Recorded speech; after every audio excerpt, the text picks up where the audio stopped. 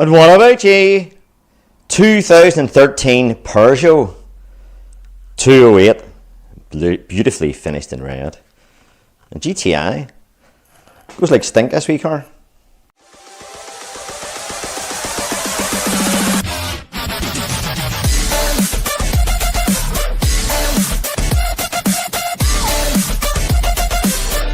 That is until the management light comes on. Whenever the guy drives it down the road, it does about 10 mile or something, gets it up to temperature, and bing, management light on, read message in the dash, take the car to workshop. There's about 38,000 miles on this car, so we'll scan the car for codes first thing. Okay, so there's a few codes here, and this is in the Peugeot end of things. So there's a CAN network fault there in the ABS, the BIS, the built-in systems interface there. Inter-systems CAN, speed data fault again. Air conditioning low, not interested in that. Seems to be a bit of a CAN issue here. P2191 richness regulation. And what's that? Instrument panel, matrix screen, integral to the instrument panel. So that's the wee screen that flags up the wee graphics there. Some sort of event not recorded. And then there's a LIN fault there, which is another communication method to rain sunlight sensor. So we'll go into OBD and see what we have. So you can see I've scanned this car a number of times because I've been doing that much mucking about with it.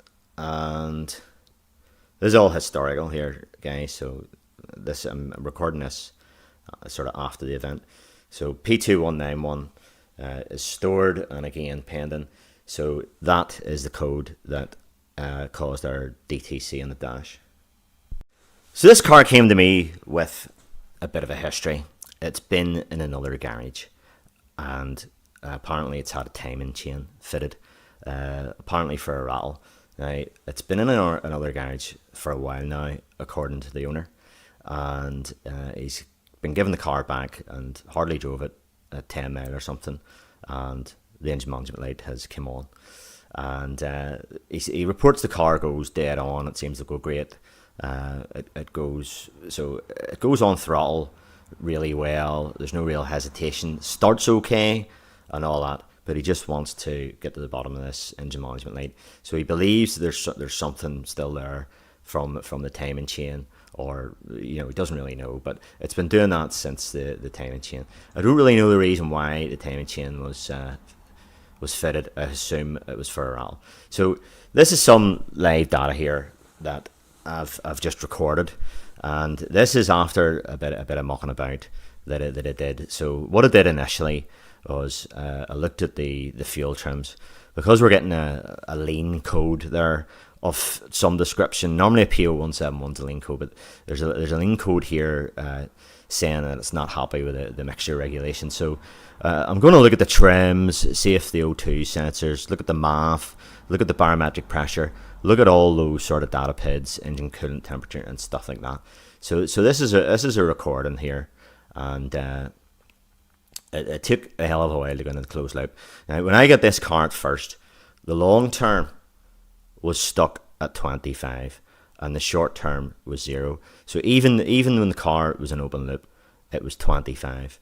So what I discovered was, whenever this creeps up, and it takes a while to do it, it doesn't do it right away, but this creeps up, these numbers are positive all the time when at idle, and whenever it creeps up to 25, it throws that code, that PO1291 code, or 219 code, I think it is, the one that I showed you anyway. And so I'm looking at these fuel trims. These fuel trims aren't correct, and as you can see, it's an open loop there. I'm going to scoot this along a wee bit, and that's me. I'll just scoot that a wee bit so you can see the RPM down at the bottom here. The RPM, that's idling there, and there's it in closed loop there. So I give it a bit of a rev there, and we can see the short term's going down there, or sorry, the long term's going down there. Short term's up, so it's going rich. So that's what you would expect there. And there's 17 initially. Now this is after this capture here is after I reset all the adaptions.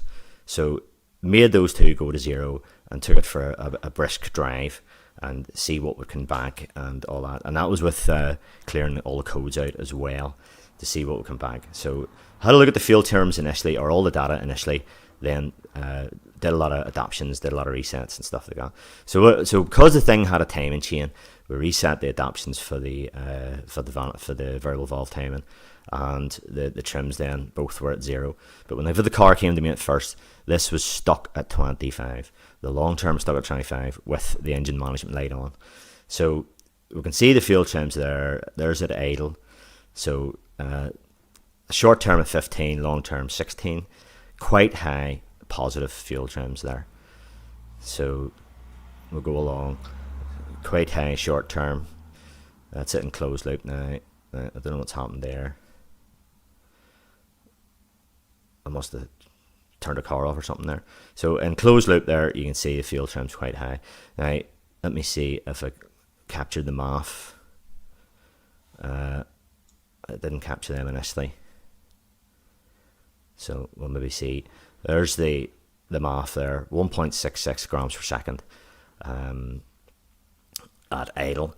Now, a sort of rough rule of thumb that I use is, it's about just over 1 gram per second per litre of displacement. This car's 1.6, so it seems to be in around correct. There's 1.7 there, and that's all around the idle mark, 743 and around the 750 RPM. So to me, the grams per second, the MAF was pretty good. The Barrow was pretty good. It was roughly about 1,000 with the just the ignition on, so that's about correct. It drops a bit there at idle, and this is a turbocharged car, so it doesn't go right down as you would expect on a normally aspirated car.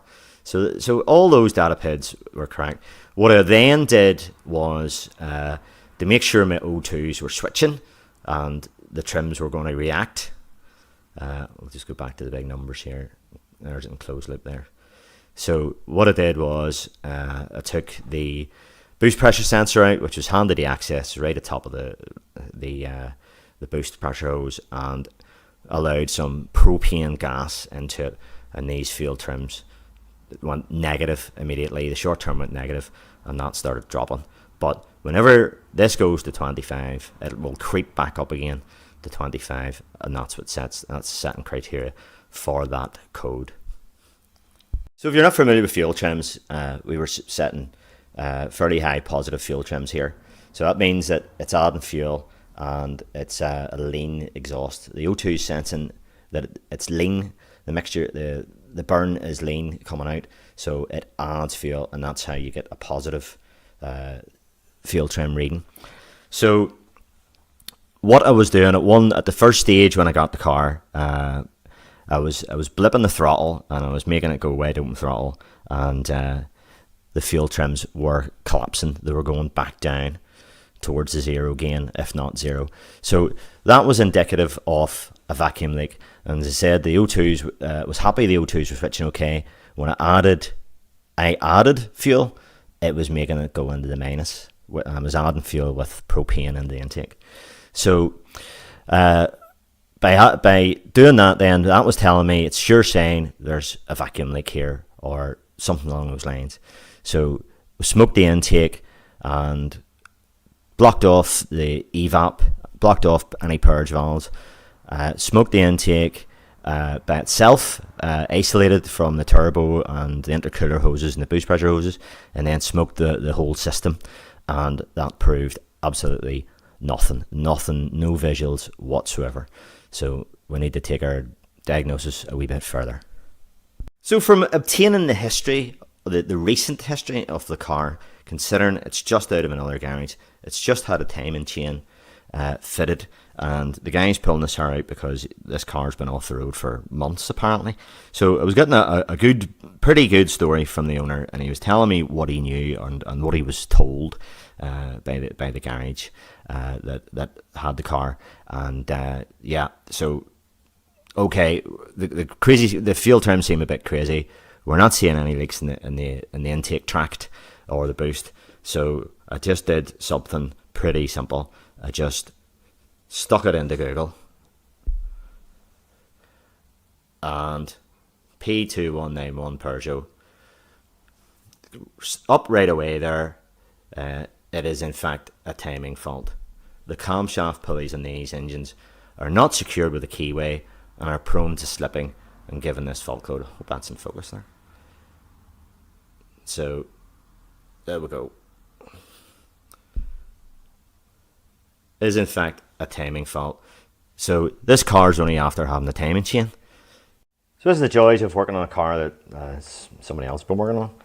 And I just want to take the coil packs out there. And can't even see his spark plugs.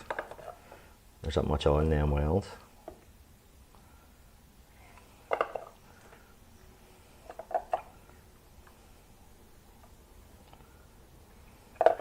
So he hasn't put the wee sealing rings in the rocker cover.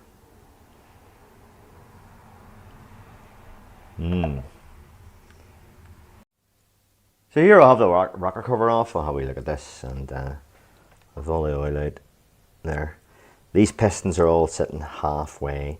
I have a crank locking pin okay for this, but I don't have cam locking pins for this particular one.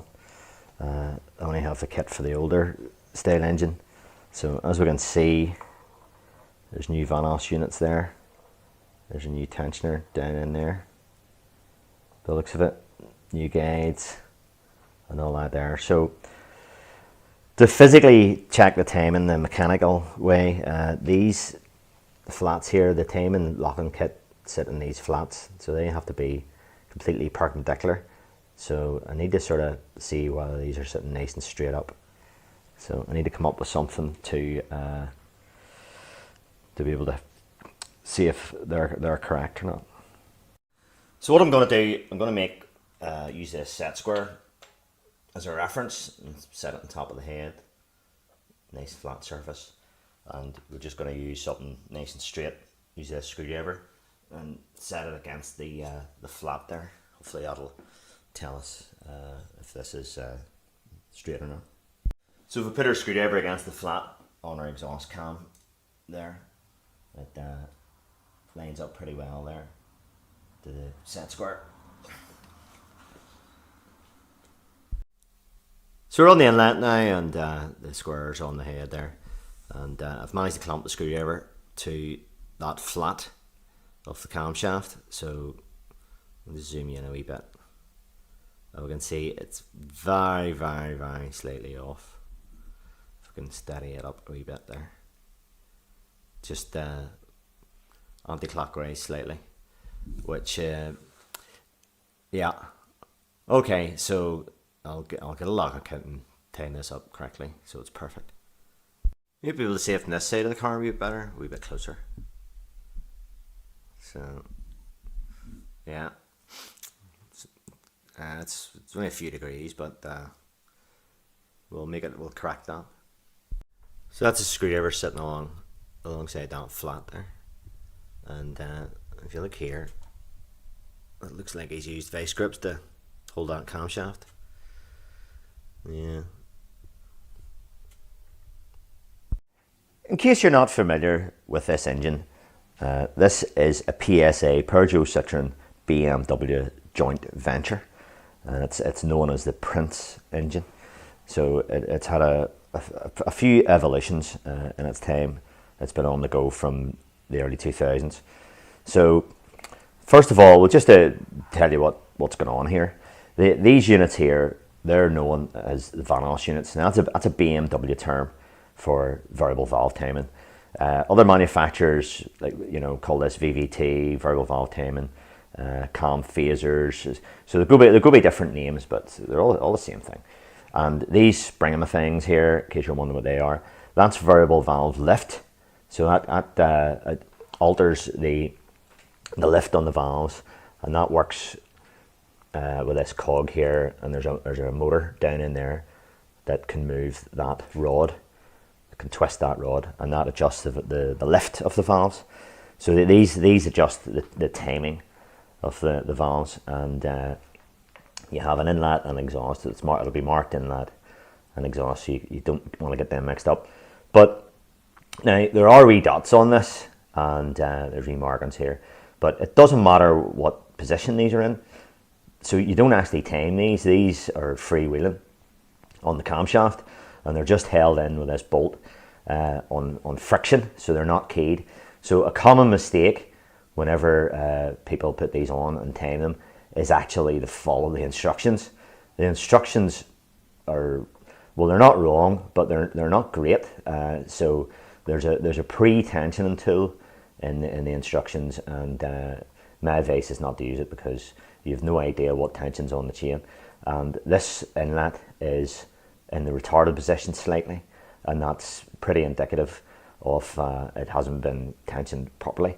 But it's probably been tensioned to the instructions. But anyway, I'll talk about that later on. So these phasers on this particular engine, they are actually known to slip. They're actually known to turn. But with the chain going in the clockwise direction with the rotation of the engine, if this had a slip, that I would expect it to be in the advanced position. This one's retarded, but so I don't think that's happened. So what I've decided to do, I'm waiting. I've bought new bolts. These are one use only stretch bolts. I don't know whether these have been replaced or these have been reused. And what I'm going to do is take these two Vanos units off and get the cams locked, and make sure the surfaces are clean and degreased, free of oil, because I'm expecting oil to be in these because this engine's been running with these on. So if I just loosen that off, oil will probably get in between the maintenance surfaces, between the back of the phaser and the camshaft. So another wee thing to note with this particular one, to have the camshafts in the right position, there is rating on, hopefully you can get that in the shot. There we go. There's rating on the camshafts, and they need to be upward. And as a result of that, the top of these here are flat. The back side of that is a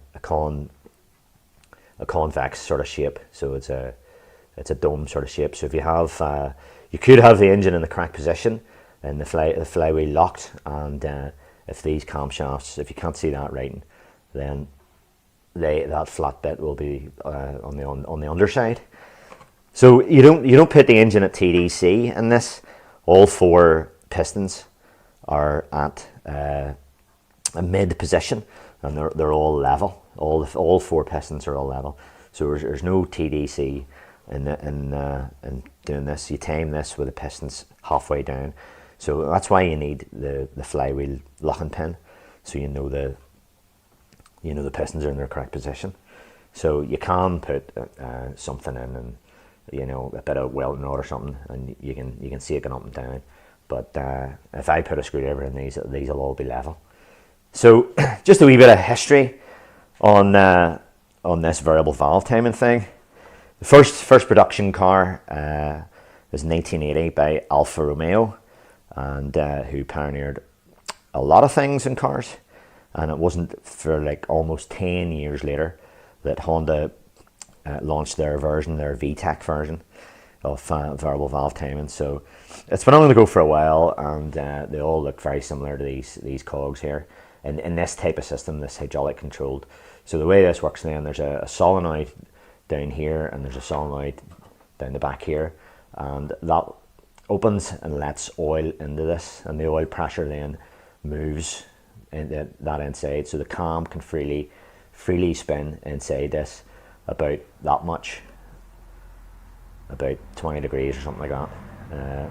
Don't know exactly. Well, different manufacturers are different. So the inlet the reason why these are marked differently, because one can move a bit more than the other. The inlet will probably be able to move more than the exhaust. So there's a lot of cars and versions of this engine where you won't have a phaser on the exhaust. You'll only have a phaser on the inlet. So a lot of cars with variable valve timing just have it on the inlet. They just vary the inlet so positioning. So as the car advances, it advances the ignition timing and also advances the cam timing.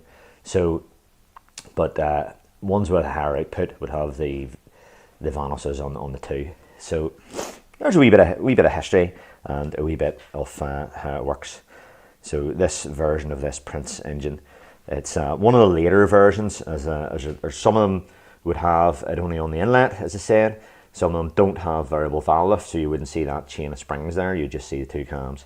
But it's basically the same engine, and this engine is it's known as an N18 engine in BMW land, and it's in the Mini. So a couple of days later, here we are. We'll have a package from Scamazon.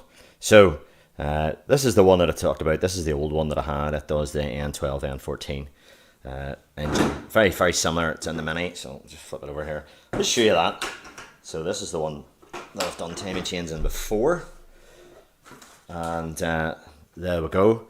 Guys, please don't ask me for model numbers and that there. You get these online on the usual marketplaces, and that's where you get them from. You can go and search it for yourself. And we'll just open this one up and see what the difference is.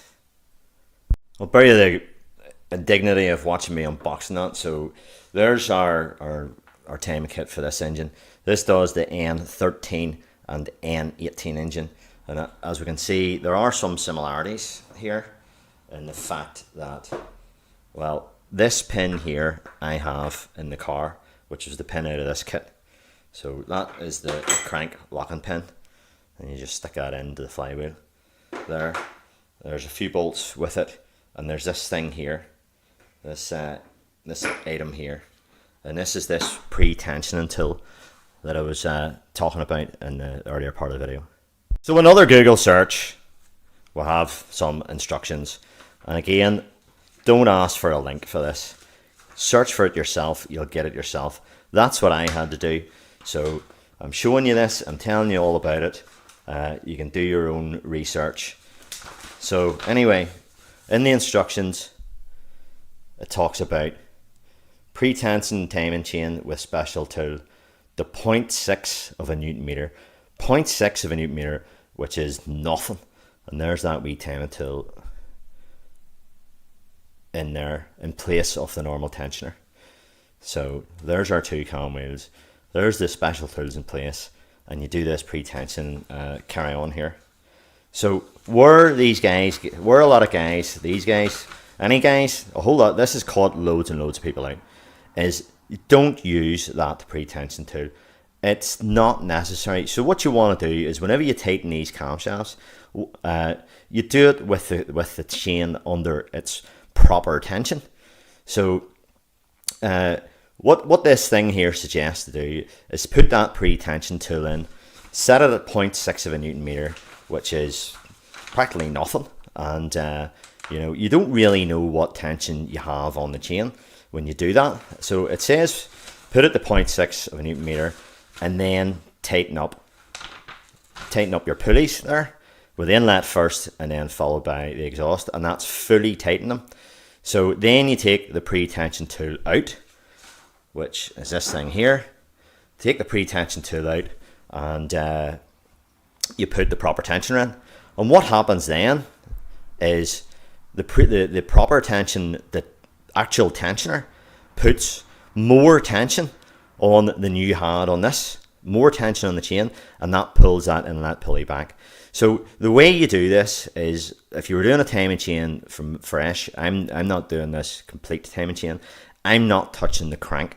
But what you want to do is have the crank loose, the two cams loose, and all the pulley wheels then loose, and you put in your proper tensioner. And forget about this, don't use that at all.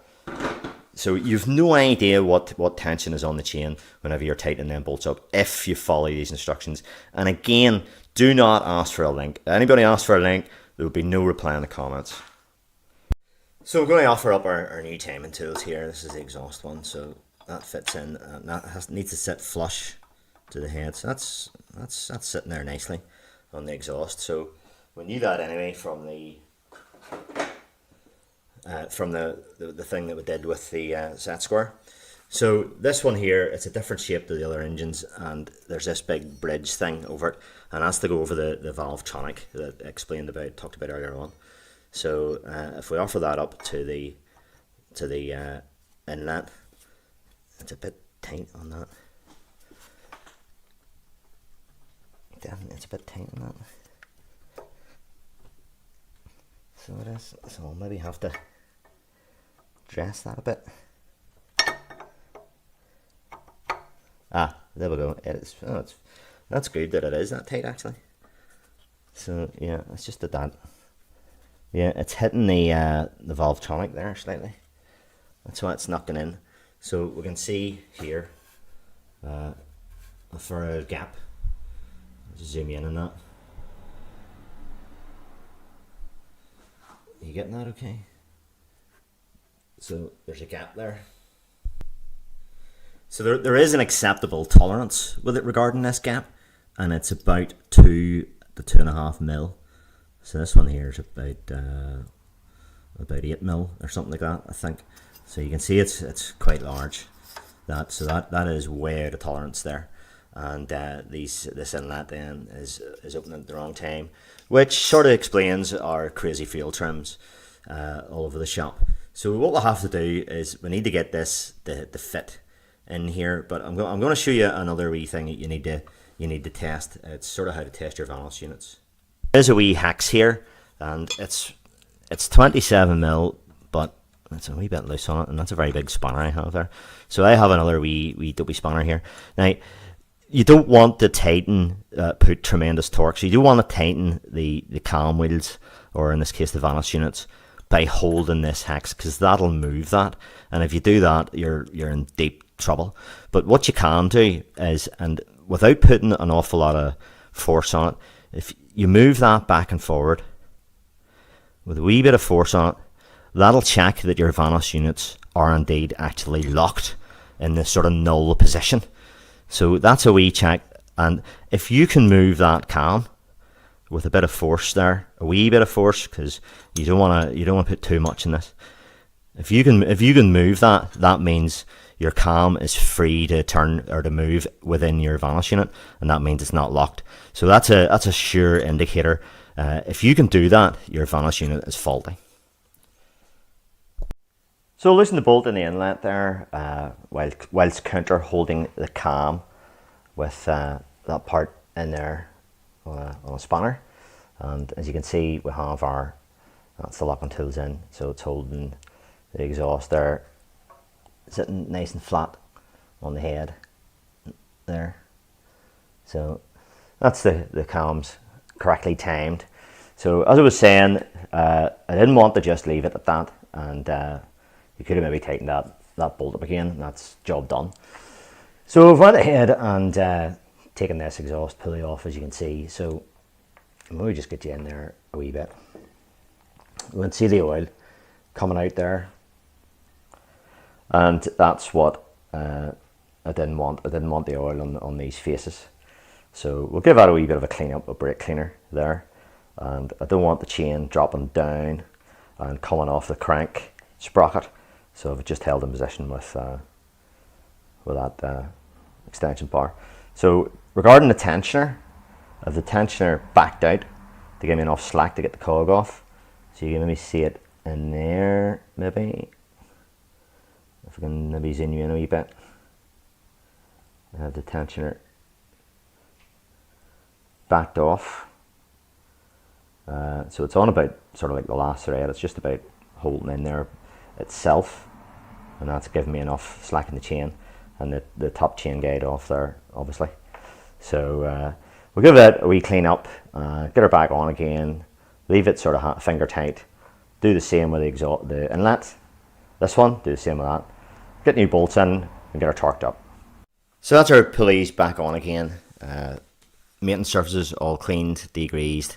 New bolts, tensioner in first, 80 Newton meters in the tensioner, and the wee bolts are 20 Newton meters first of all, and then 180 degrees. So to do the 180 degrees, you can use these things here, but I prefer the old school method there, which you maybe have a wee look, zoom you in.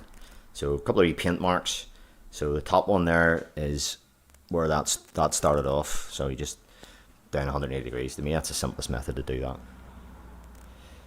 So that's the engine back in time again. So now we'll have to just take those tools off the rotator, 2 turns of the crank, 720 degrees, and we'll refit the tools again, make sure everything's okay. So the car timing check there, it's within tolerance, so you will get a wee gap on those locking kits there, but as long as it's only about 2 mil, I think the tolerance is 2.5 mil, so I'm happy enough with it. So we need to address the problem for the oil in the spark plug wells. So we can see here that there's silicone here around this rubber gasket. So a rubber gasket, you don't need to add silicone. People plaster that stuff everywhere. So there's our wee O-rings that were leaking, and they were present, but they've been reused. And if we'll have a wee look here, they've been just silicone, so we need to pick all that off and get a new gasket on. Car's back there again, reset all the adaptions, let her get up to temperature, and took it for a brisk drive there. So we'll have a wee look at our live data, see what difference that's made. And there we go. Look at those fuel trims. Those fuel trims are perfect. And that's it idle there. Nice 700 RPM and around there. Our flow rate's still much the same, 1.69. And there we go. So that's it in closed loop. And that's it up to temperature there, 95. So there you are now. That's it for this one, guys. Hope that helped you out. If you ever get one of these N18 mini engines, it's in a Peugeot as well, and you get that a mixture problem, skyrocket fuel trims all over the shop, that might help you out. So there you go. Many thanks for watching. Hope you enjoyed that wee one, and all the best, and bye bye.